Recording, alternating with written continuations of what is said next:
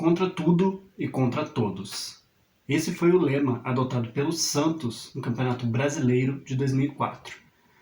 O Atlético Paranaense foi o grande adversário do Santos em campo, mas com todo respeito, talvez tenha sido o menor dos obstáculos. Erros de arbitragem, duras punições do STJD e até o sequestro da mãe do Robinho foram adversários do time da Vila.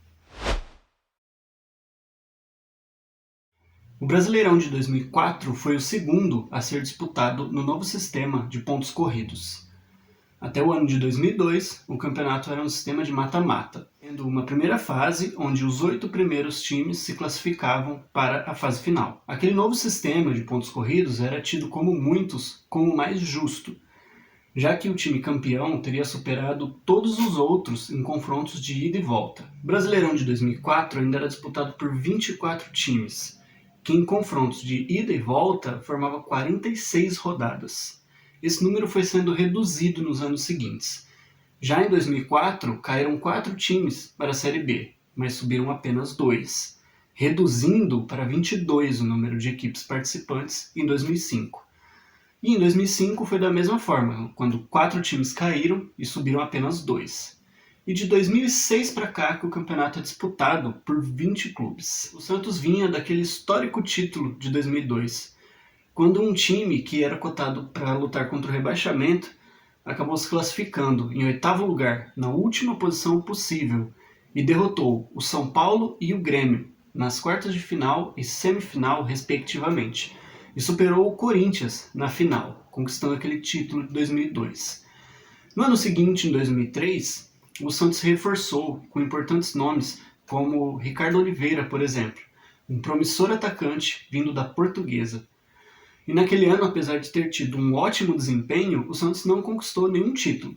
Ficou com o vice do Campeonato Brasileiro para o Cruzeiro, que conquistou a Tríplice Coroa, e o vice da Libertadores também, para o Boca Juniors, que naquele início de anos 2000 estava ganhando tudo. Inclusive o jogo da volta da grande final daquela Libertadores no Morumbi é o jogo que teve o maior público no estádio neste século. O Brasileirão de 2004 também foi marcado com uma história triste, que foi a morte do jogador Serginho, do São Caetano, em um confronto contra o São Paulo no Morumbi. No ano de 2004, o Santos teve uma pequena reformulação no seu elenco.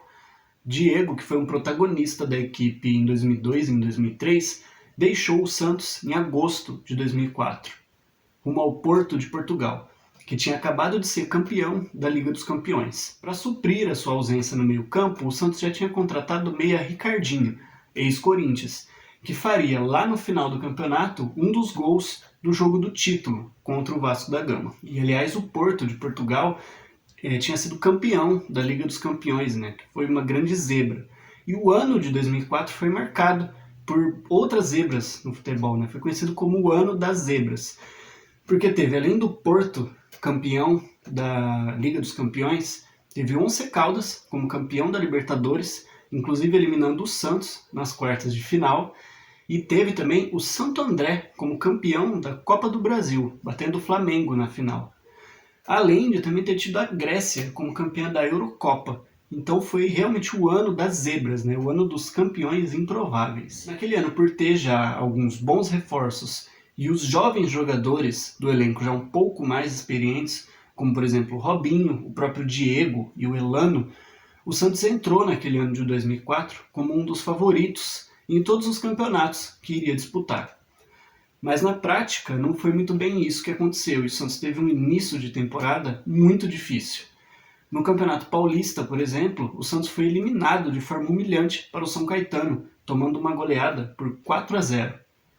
Então naquele início de temporada ainda teve a Copa Libertadores, onde o Santos teve a melhor campanha da fase de grupos.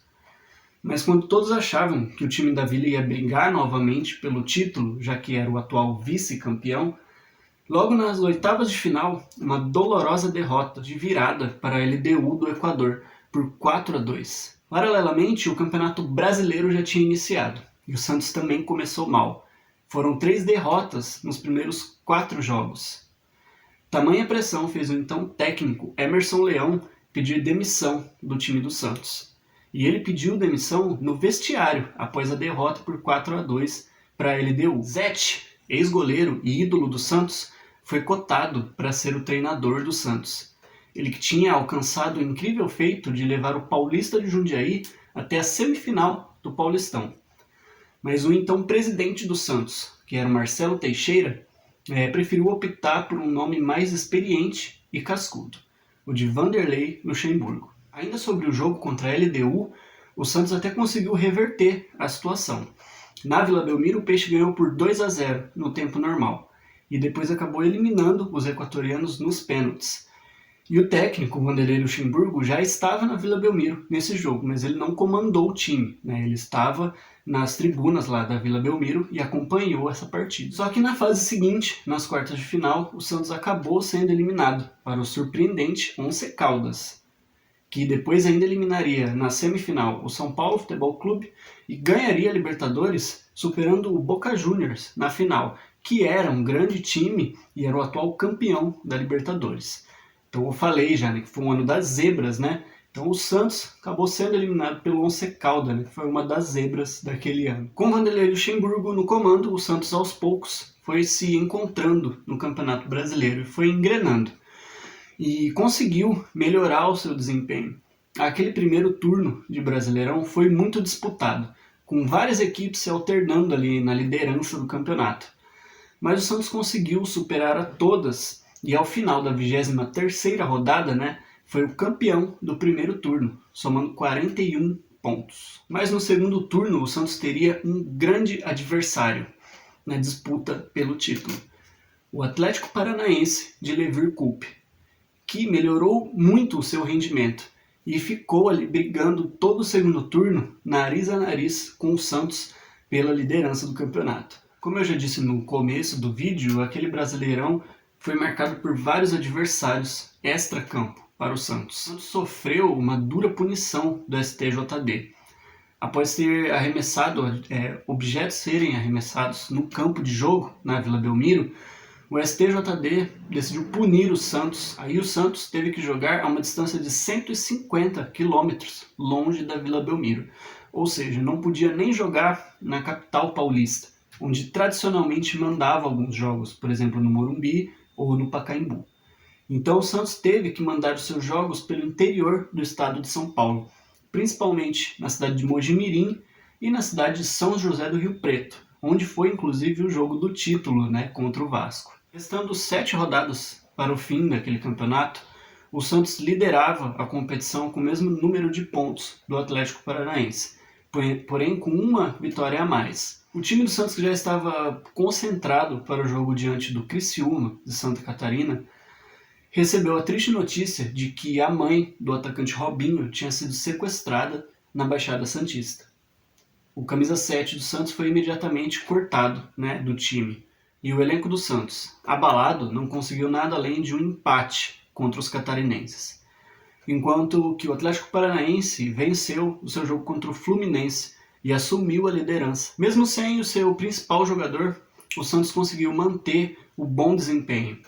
Basílio foi escolhido para substituir o Robinho e o Santos seguiu na caça ao líder. E foi retomar a liderança na penúltima rodada, quando o Atlético Paranaense perdeu para o Vasco em São Januário e o Santos aplicou uma goleada por 3-0 no São Caetano, no Anacleto Campanella, e aí retomou a liderança na penúltima rodada do campeonato.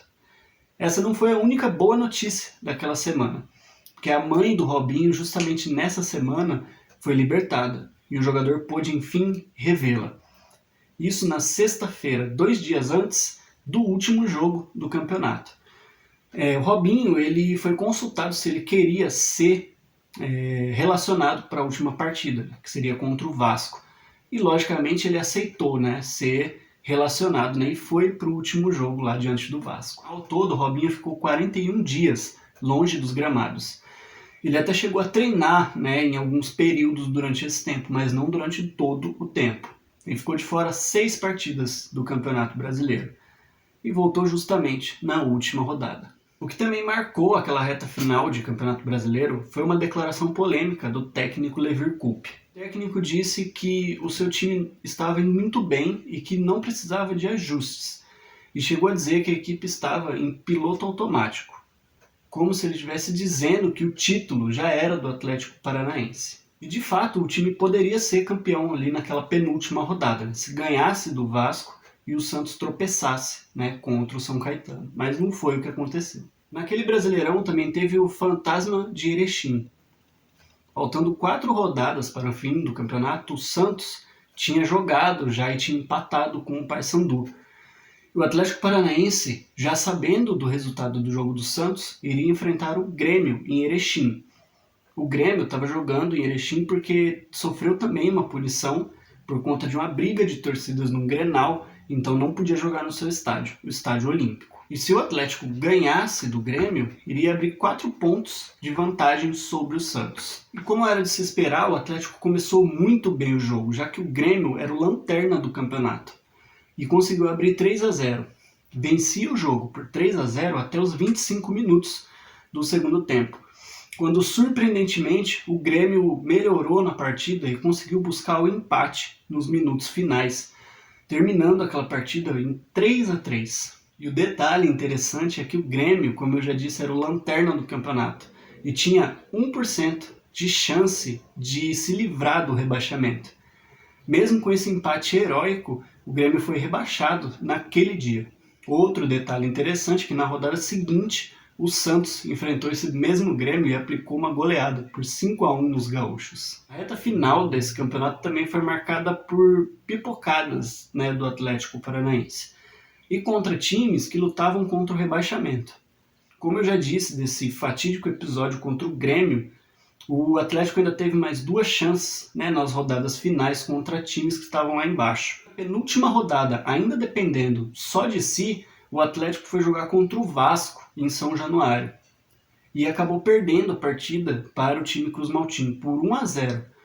O Vasco também brigava contra o rebaixamento e acabou conseguindo se livrar. E na última rodada, ainda com chances de ser campeão, o Atlético Paranaense recebeu o Botafogo em sua casa e acabou empatando com o time do Botafogo. O Botafogo também lutava, né, contra o rebaixamento, e aquele empate foi o que salvou os botafoguenses do rebaixamento. E também tirou de vez qualquer chance do Atlético de ser campeão, já que o Santos ganhou do Vasco na última rodada por 2-1 e acabou levantando a taça. Enquanto o Atlético perdia para o Vasco em São Januário, o Santos ganhava por 3-0 do São Caetano, no Anacleto Campanella, e reassumia a liderança do campeonato.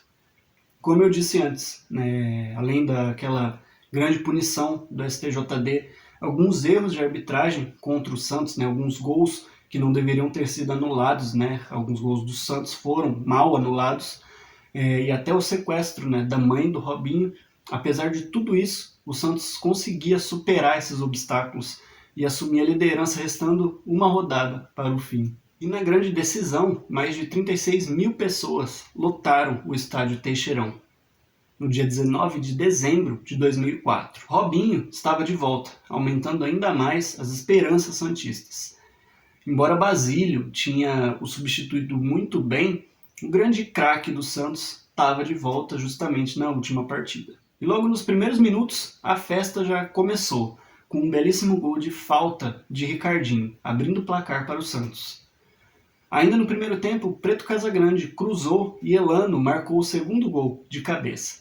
A festa santista já estava armada.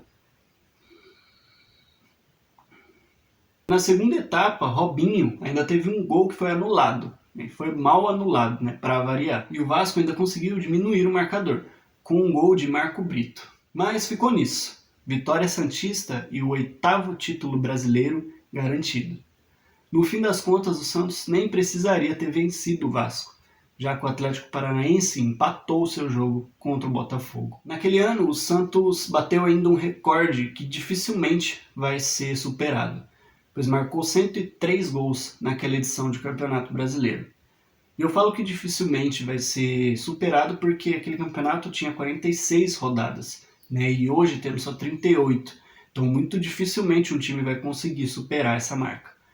Outro recorde também foi do técnico Vanderlei Luxemburgo, que chegou a 5 títulos nacionais, se igualando ao técnico Lula, que conquistou o pentacampeonato brasileiro na década de 60 com o Santos de Pelé. Após 46 dramáticos capítulos, contra tudo e contra todos. O Santos teve um final feliz, e a nação santista estava novamente em festa.